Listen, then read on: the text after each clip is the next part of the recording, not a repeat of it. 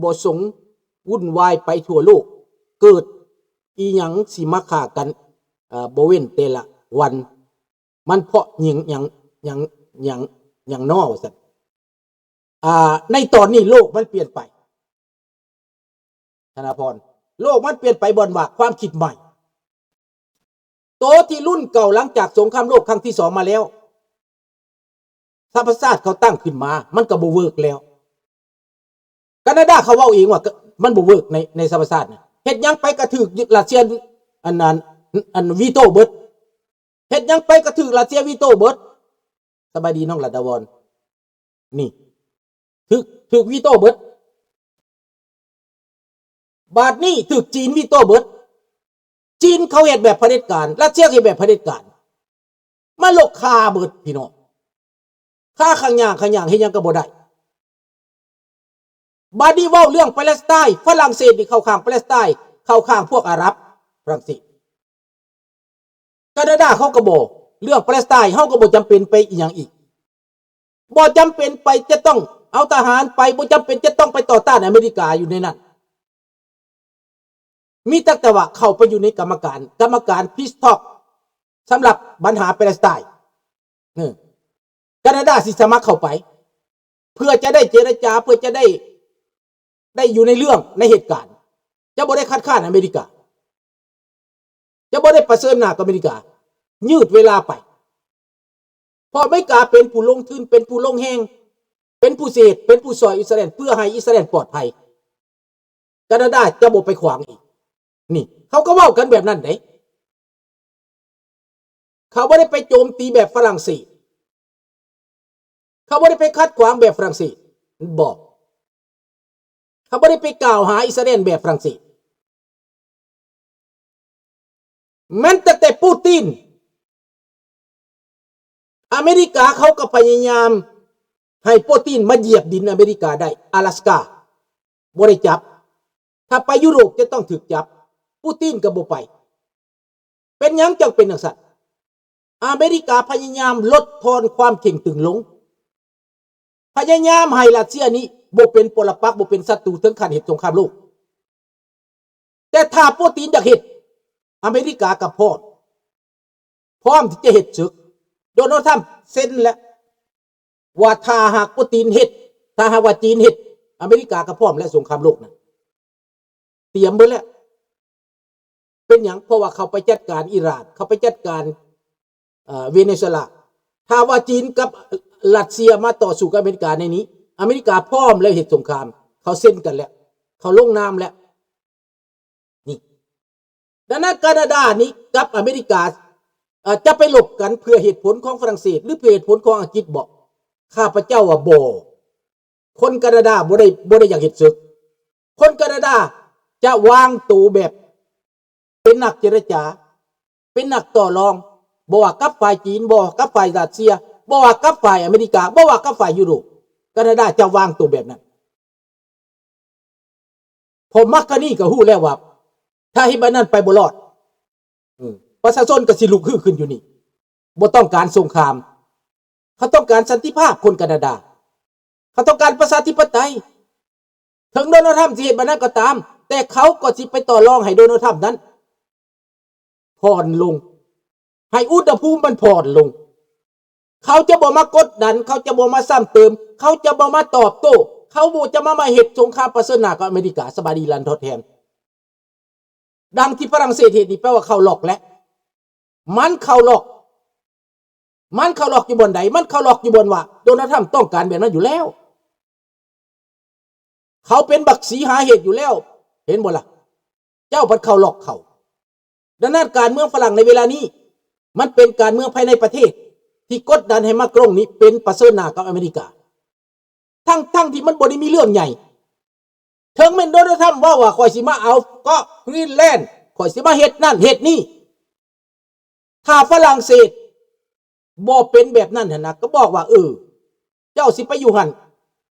เดนมาร์กข่อยจะเจรจาให้เดนมาร์กร่วมมือกับเจ้าในการพัฒนาเศรษฐกิจเจ้าสิมารักษานี่ข่อยก็สิให้เจ้ามารักษาเดนมาร์กก็ลุยตามเลยโดยบ่ได้เอาอารโรแกนของตัวเองบ่ได้เอาอันนั้นความนั่นตัวเองหั่นนะ นี่ถ้าเจ้าไปเผชิญหน้าอเมริกาเขาแห้งได้ท่าเขาแห้งได้ท่านี่ดังนั้นพี่น้องถามว่าโลกเสรีไว้วันจะแพ้ให้คอมมิวนิสต์บ่แพ้ให้รัสเซียบ่แพ้เพราะมันเป็นแบบใหม่เพราะมันเป็นแผนการให้ยุโรปนั้นปกครองตัวเองอยู่แล้วอเมริกาเขาบอกให้ยุโรปเจ้าต้องปกครองตัวเองเจ้าต้องเป็นตัวเองเจ้าอาศัยข่อยมานานแล้วเจ้ากินแห้งข่อยมานานแล้วฝรั่งหู้แก่ใจพี่น้องช่วยโอกาสพวกยุโรปช่วยโอกาสให้อเมริกานี่ใช้จ่ายเงินคำมหาศาลอยู่ในหันพวกพนักงานที่เป็นนาโต้เป็นอย่างกินเงินอเมริกาเบิ่งลงหลายไพ่มากอยู่หันนะแต่ว่าแทนที่จะได้ขอบใจเขาเป็นมาเกลียดชังอเมริกาสร้างความเกลียดชังให้อเมริกา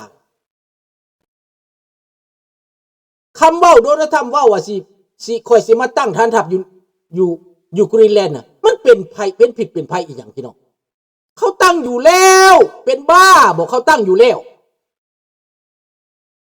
คันเขาเอาทหารไปหยุดคือกันกับอันนั้นกับอันนั้นบักโปรตีนหยุดไครเมียเนี่ยยิงตุ้มตามแล้วเข็นฆ่าคนแล้วก็ยิงระเบิดใส่นั่นอันนั้นเป็นตาเอาทหารไปอยู่นั่นน่ะ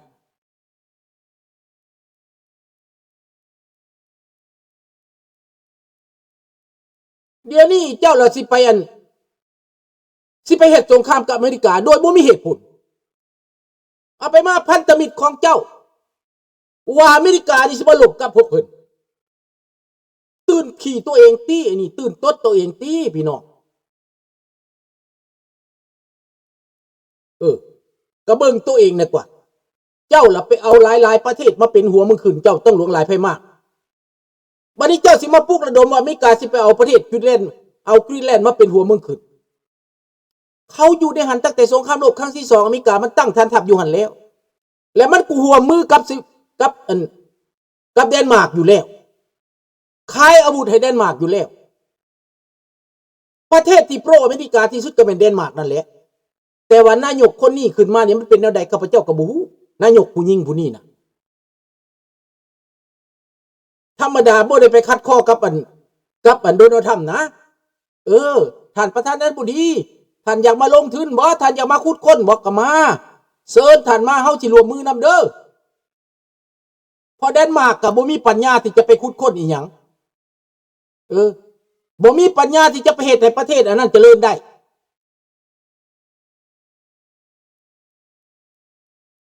นี่เป็นแบบนั้นครับมากับก็คือเอาหั่นแหละธนพรบาดนี้การปั่นป่วนต่อต้านอเมริกาแทนที่มันสิเกิดประโยชน์มันกลายเป็นผลเสียได้บาดนี้นะ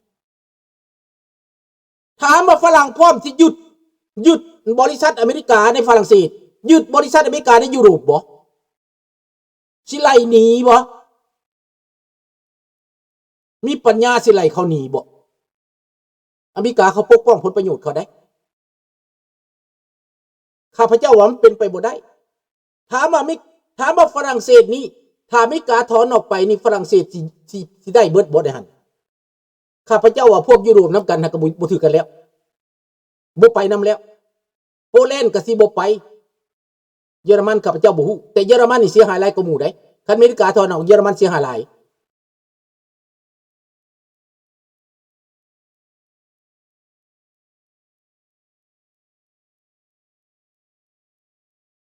เงินเขาไปปลุกปั่นแต่ว่าถามว่าฝรั่งเศสฮู้โตบ่เขาไปปลุกปั่นบ่ฮู้ เข้าทางอเมริกาทันทีเลย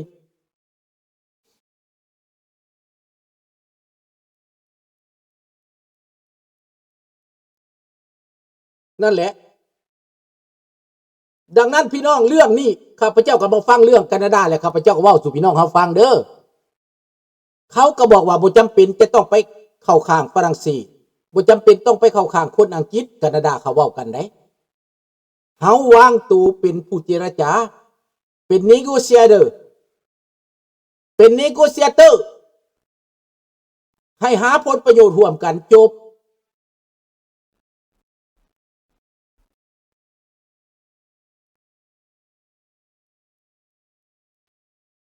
มันอันนี้มันอันเขาก็ว่าอเมริกามันอยู่ใกล้กว่าได้มันเป็นทะเลของอเมริกาได้โมเมนต์เป็นทะเลยุโรปได้อันนี้ได้เป็นทะเลอเมริกานอร์ทอเมริกามันเป็นทะเลนอร์ทอเมริกาพี่น้องแคนาดาเขาเว้าได้อเมริกาเขาก็ตั้งอยู่นี่แล้วนอราดอยู่ในเบริงก็ตั้งอยู่นี่แล้วและสิให้ยุโรปมายึดแถวอเมริกาเหนือนี่ตั้งฐานทัพและเหตุสงครามในอเมริกาเหนือในทะเลนี่นะอเมริกาเขาคือสิบ่ถอยง่ายๆตามเบิ่งเขาคือสิบ่ถอยกันเขาลงมือขนาดนี้แหละแต่เขาอยากเบิ่งรีแอคชั่นของเจ้าซื่อๆและเจ้ามาออกนโยบายว่าบาซูก้าแล้วก็ใส่ระบบ coaxiation ว่าซั่นว่าตัวคำแรงได้นี่สยาแรงได้นี่น่ะบัดมาเบิ่งแล้วผู้สิไปตายหันบ่มีผู้สิไปหลบก็บ่มีเหนียวสิออกขี้สิออกแหละอเมริกาเขาบ่ได้ว่าได้ประธานาธิบดีเขาสั่งนี่เขาขนเครื่องขึ้นยนต์ดุดหลัดโดยได้คนอเมริกาเขาบ่ได้คัดค้านว่าข่อยบ่ไปเฮ็ดสงครามเด้อเขาบ่ได้เว้าเรื่องนั้นได้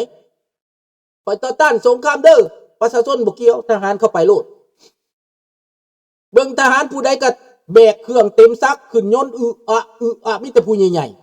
ๆเขาบ่สนเด้อเมริกานะงั้นเขาไปอิหร่านกันเท่าไหร่ 20,000 30,000แล้วเขาไปนะเขาไปกรีนแลนด์ก็หมื่นกว่าคนแหละแต่ฝรั่งเอาไปฝรั่งเอาทหารไปแคนาดาไปที่มันไปร่วมมือเขาห้องว่าไปเทรนนิ่งโกเปเรเรื่องนาโต้ซื้อเขาเว้าแคนาดาเขาเว้าเขาบ่ได้สิเอาไปหลบอเมริกาได้มันเป็นไปบ่ได้เขาก็บอกซั่นดิและเฮาก็บ่จะเป็นไปผิดอเมริกาพบประโยชน์ของเฮามหาศาลอเมริกาแม้ผู้ใดสิเตะหม้อข้าวหม้อแกงตัวเองฝรั่งเศสสิยุยงปุ๊กปั่นให้คนแคนาดาเตะหม้อข้าวตัวเองแตกบ่เป็นไปบ่ได้อีกพี่น้องอันนี้บ่แม่นอังตีฝรั่งบ่แม่นอังตีฝรั่งเศสเด้อนี่เด้อแม่นเว้าตามแคนาดาเขาเว้าตามคนเกเบกเขาเว้าแม่นเขาบ่มักอเมริกาเรื่องภาษาเรื่องวัฒนธรรมเรื่องนิสัยเขาบ่มักเพราะว่ามันคนละแนวฮักแต่ว่าเขาบ่มักอเมริกาคันยามหนาวเพิ่นอยากไปพักอยู่อเมริกาผู้ใดไปนอนอยู่ฟลอริดาผู้ใดคนเกเบกนี่น่ะขี่รถ20 ชั่วโมง24 ชั่วโมงไปนอนอยู่พุ่นฟลอริดาพุ่นซื้อบ้านซื้อซองอยู่พุ่นซื้อชาเล่อยู่พุ่นไปพักอยู่พุ่นแหละเขาบ่มักอเมริกาหากแต่ว่าไปอยู่อเมริกาได้ล่ะนั่นการค้าการขายกันธุรกิจระหว่างอเมริกานี่มันมหาศาลมันปะบ่ได้ดอกพี่น้องเอ้ยฝรั่งกับอเมริกากับแคนาดานี่มันเป็นผลประโยชน์ที่ปะกันบ่ได้แบบเดียวลาวกับไทยนั่นแหละน้องธนพรเจ้าสิผิดกันปานใดยากกับปานใดก็ยังอยู่นำกันอยู่แบบเดียวเขมรกับไทยนั่นแหละตีกันอยู่แต่ว่ายังอยู่นำกันอยู่บ่ได้ไปใส่บ่ได้เฮ็ดหยังนี่แคนาดามันเป็นแบบนี้เด้อพี่น้องมื้อนี้ข้าพเจ้ามาอธิบายเรื่องแคนาดาว่าเขาวางตัวแบบใด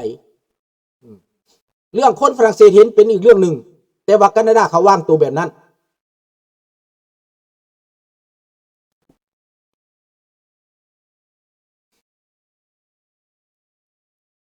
บาดนี้อังกฤษถามว่าเขาสิมาหลบอเมริกาเพื่อผลประโยชน์อันใดอังกฤษอเมริกาเคยซอยแต่สงครามโลกครั้งที่2เขาเชิญโดนัลด์ทรัมป์ไปให้เกียรติเจ้าชีวิตอังกฤษเชิญโดนัลด์ทรัมป์ไปให้เกียรติและอังกฤษสิมาลบกันกับอเมริกาเพื่อผลประโยชน์ของเดนมาร์กฮั่นเดนมาร์กก็เป็นประเทศล่าอาณานิคมไปยึดเอาประเทศอินุอิตมาไปยึดเอาเขามาได้ถามว่าคนอินุอิตเขาพอใจบ่ก็สิพอใจเขาเกิดมานำหลังแหละเจ้าไปคุมเขาดุลแล้วเขาก็สิพอใจเจ้าแต่บ่ได้หมายขอได้รับผลประโยชน์จากเจ้าได้นี่คันเขารับผลประโยชน์จากเจ้าเขาสิจะขอเอกราชบ่เขาอยากเป็นเอกราชได้พวกอินุอิตน่ะดังนั้นมาเบิ่งแล้วมันเป็นสงครามน้ำลายที่รัฐ